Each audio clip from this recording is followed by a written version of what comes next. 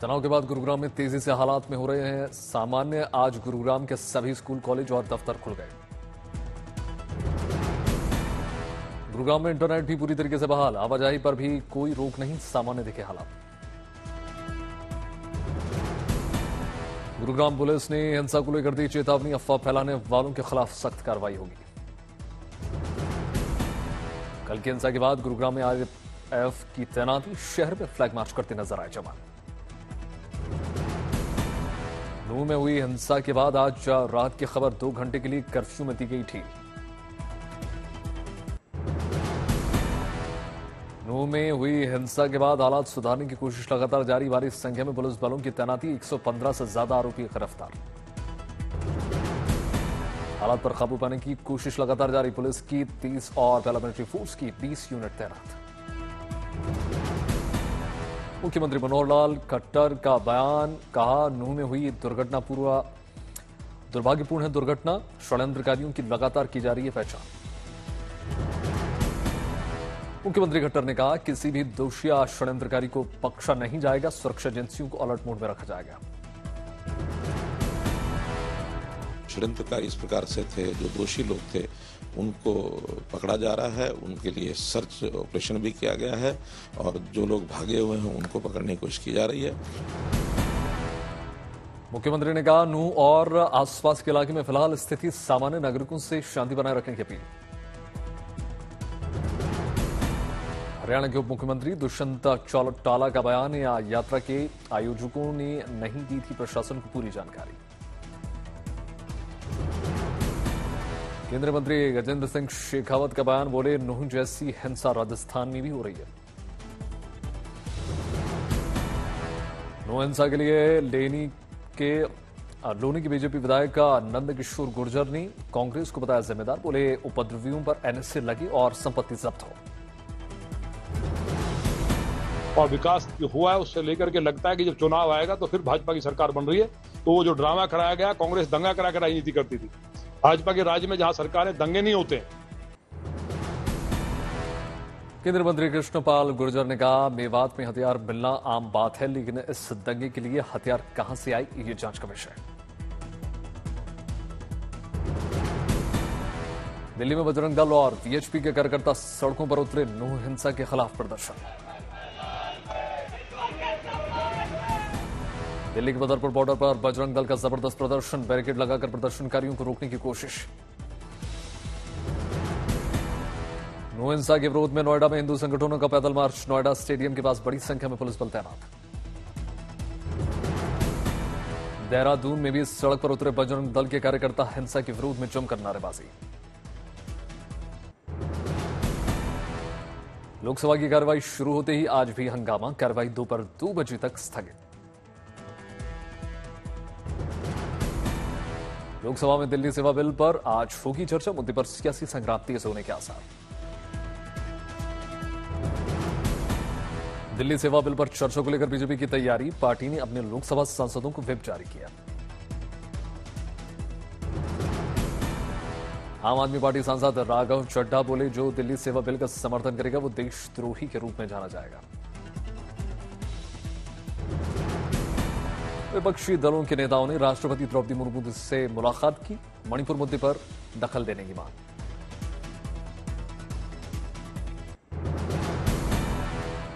विपक्षी गठबंधन इंडिया को लेकर कांग्रेस नेता अधीर रंजन चौधरी ने दिया बड़ा बयान। कहा, ये मजबूरी में किया गया गठबंधन है। अधीर रंजन चौधरी बोले, विपक्ष को लगा कि मोदी और शाह को अकेले नहीं रोका जा सकता, इसलिए बनाया गया। ये सारे विपक्ष सबको लगा कि इस समय जो मोदी और शाह की जो जगरनाट चलते हैं, हिंदुस्तान में जो त्राही त्राही मचा चुके हैं, सबको रुकने के लिए अकेले दम पे ये रुक नहीं पाएंगे। इसलिए सबको एकजुट होने जरूरी है। ये अब जरूर कह सकते ये। मणिपुर हिंसा को लेकर प्रधानमंत्री मोदी पर लालू का हमला। बोले, वो खुद दोषी हैं, इसलिए आंख नहीं मिला पा रहे। राजस्थान में लाल डायरी पर तनातनी बर्खास्त मंत्री राजेंद्र गोढ़ा ने सुनाई डायरी। क्रिकेट एसोसिएशन चुनाव को लेकर मुख्यमंत्री के ओएसडी को घेरा।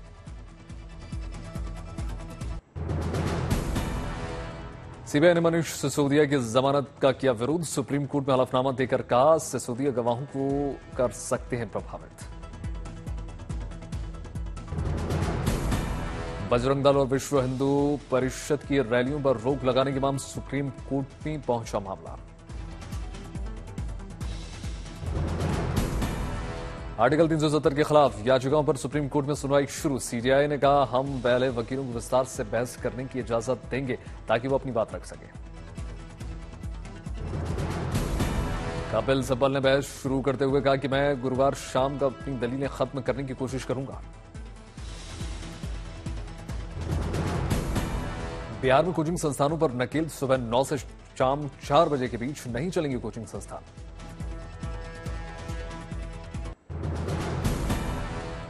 अयोध्या से आई शानदार खबर। राम मंदिर में प्राण प्रतिष्ठा से पहले पर्यटन नगरी अयोध्या में तैयारियां थी। निर्माण कार्य की भव्य तैयारियां निकलकर सामने आई।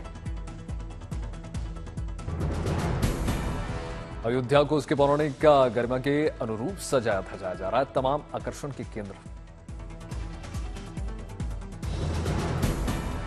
राम भक्तों का इंतजार जल्द हो जाएगा खत्म। चंद महीने में अपने भव्य मंदिर विराजमान हो जाएंगे रामलला।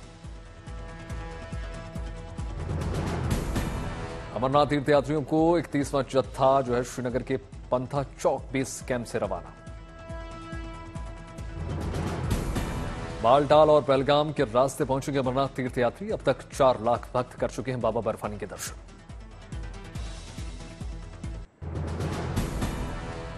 श्रीनगर में अमरनाथ यात्रा के दौरान भारतीय वायुसेना के MI-17 V5 ने निजी हेलीकॉप्टर को किया एयरलिफ्ट।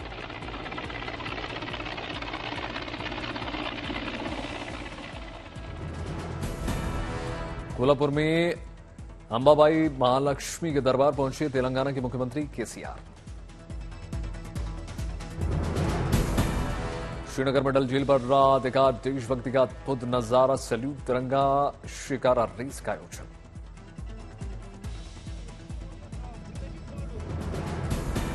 डल झील में उत्सव का माहौल। घाटी में नई आजादी की 34 सालगिरह से पहले देखा जश्न का शानदार नजारा।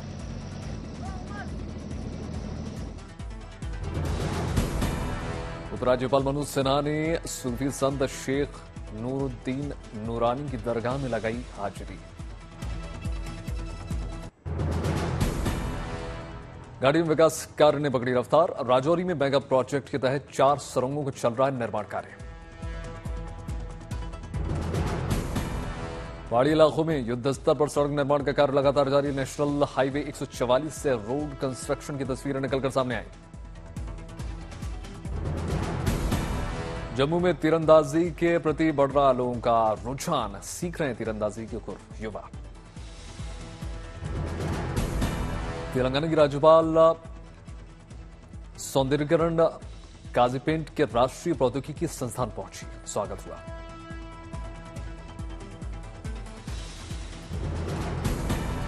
मुहर्रम पर ताजिया पूजन में शामिल हुई पूर्व मुख्यमंत्री राबड़ी देवी। कुर्सी पर बैठकर निहारते नजर आएंगे।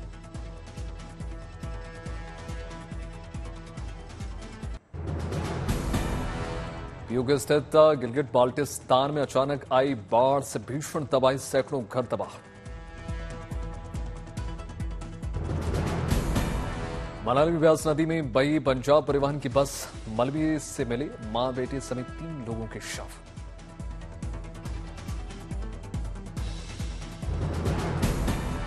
सोलन में परवाणू के पास चंडीगढ़ शिमला NH5 पर भीषण लैंडस्लाइड। हाईवे का 40 मीटर का हिस्सा बह गया।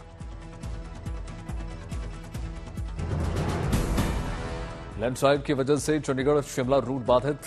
अल्टरनेटिव रूट को खोला गया।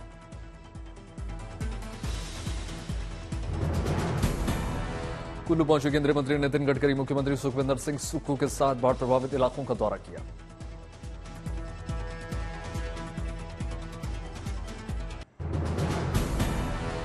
मूसलाधार बारिश की वजह से अजमेर में सैलाब जैसा नजारा।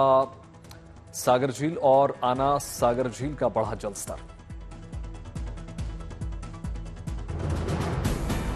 लगातार बारिश से स्मार्ट सिटी उज्जैन बेहाल। स्कूल हुआ जलमग्न। निचले इलाकों में भर गया पानी। कोलकाता में भारी बारिश से सड़कें बन गई सैलाब, लेक गार्डन इलाके में वाटर लॉगिंग। सीतापुर में बारिश के बाद आई फ्लू के बढ़ रहे हैं लगातार केसेस। कानपुर में भी आई फ्लू मरीजों की संख्या में लगातार बढ़ोतरी देखने को मिल रही है, अस्पतालों में लंबी कतारें।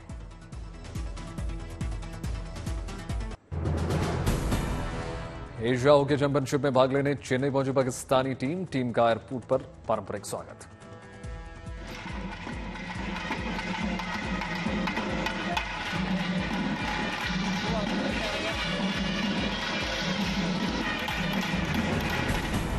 कोलकाता में कारीगरों ने दुर्गा पूजा के लिए देवी दुर्गा की शानदार मूर्तियां बनाकर तैयार की।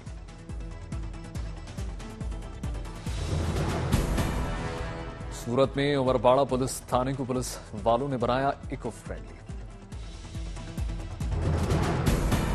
भोपाल में पर्यटन विभाग के साथ मुख्यमंत्री शिवराज सिंह चौहान की बैठक, पर्यटन को बढ़ावा देना मकसद।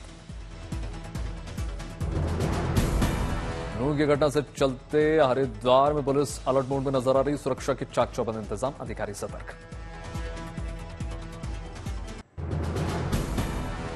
मदुरई में आधी रथ यात्रा में हजारों की संख्या में जुटे श्रद्धालु, भव्य रूप में सजावट। सूरत में लोगों को साइबर धोखाधड़ी से बचाने के लिए पुलिस की मुहिम, नुक्कड़ नाटक के जरिए संदेश देने की कोशिश। केरला पुलिस ने जवानों की फिटनेस के लिए रस्सा खींच प्रतियोगिता का आयोजन किया। छत्तीसगढ़ के बिलासपुर में मुख्यमंत्री भूपेश बघेल ने युवाओं से मुलाकात की, छात्र छात्राओं की मांगों पर अमल करने की बात कही। उधम सिंह नगर में किसानों ने शुरू किया भूमि बचाओ आंदोलन, हजारों की संख्या में जुटे किसान।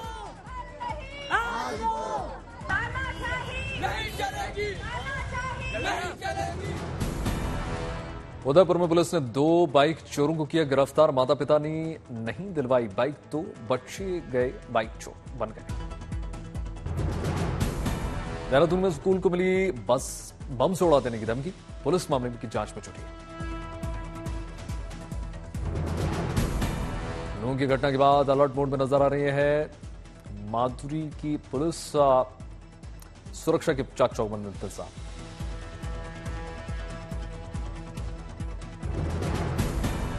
दुर्ग में पुलिस ने परीक्षा केंद्र में मुन्ना भाई को किया गिरफ्तार, दूसरे के स्थान पर दे रहा था परीक्षा। लॉरेंस बिश्नोई के भांजी की गिरफ्तारी के बाद सिद्धू मूसेवाला के समर्थन में पहुंचे मूसेवाला के घर।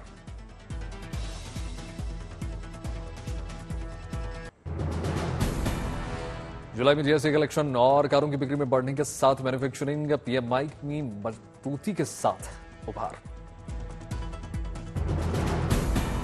दुनिया की सबसे बड़ी इकोनॉमी अमेरिका को तगड़ा झटका देते हुए फिच ने इसकी रेटिंग AAA से घटाकर AA+ की।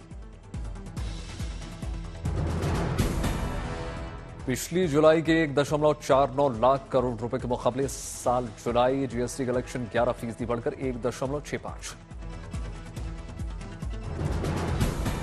वर्क फ्रॉम होम खत्म होते ही महंगे हुए ब्यूटी प्रोडक्ट्स, डिमांड बढ़ने से 6 महीने में 5,000 करोड़ की लिपस्टिक, नेल पॉलिश समेत कई उत्पाद।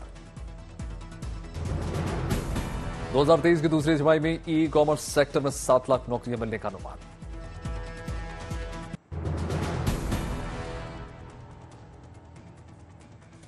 एक अगस्त से दवाओं पर QR कोड लगाना हो जाएगा अनिवार्य, शुरुआत में 300 दवाओं पर लगेगा QR कोड।